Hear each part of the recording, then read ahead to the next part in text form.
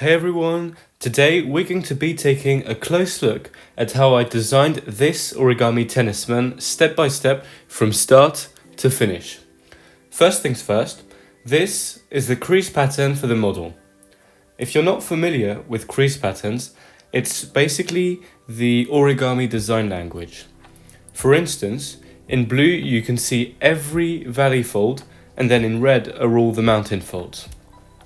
Now once I fold all the blue and red lines, I get a flat base, and I insist on the word flat.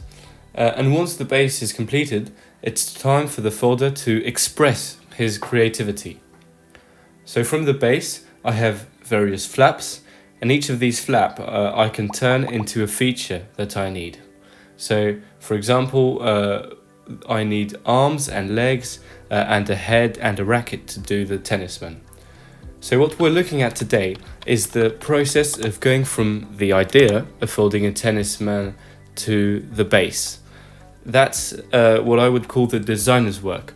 And in another video, we'll have a look at the artistic work, so the folder's work, which is from the base to get to the final pose, the final result, which looks realistic. Alright, let's get into it. So the first thing I did was study the tennisman's figure.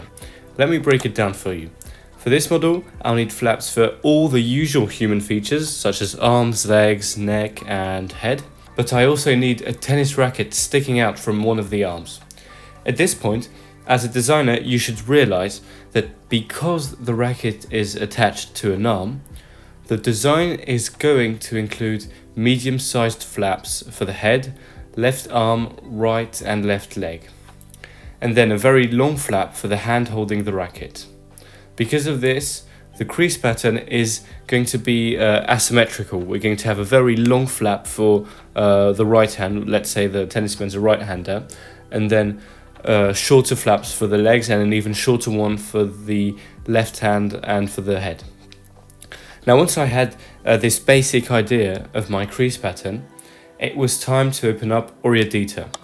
So Origami is a software where you can digitally draw crease patterns.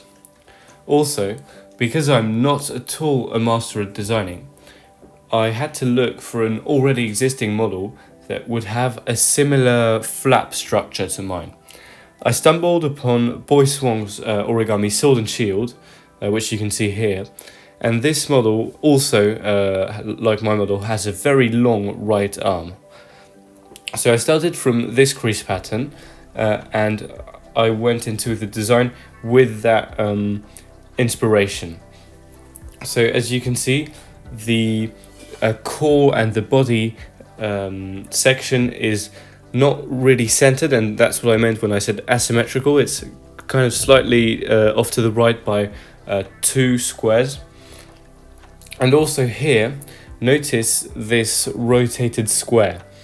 It's actually an intersection that creates tiny flaps for both the hand and the handle of the racket. I also decide here to keep a very long head section. However, as you can see, the head isn't a very long flap compared to the arms or the legs. And this is because the head is the flap that requires the most detail, especially since I decided to make a bandana to make it look like Federer. And in order to represent all of this detail, we need to make an extended flap with various pleats.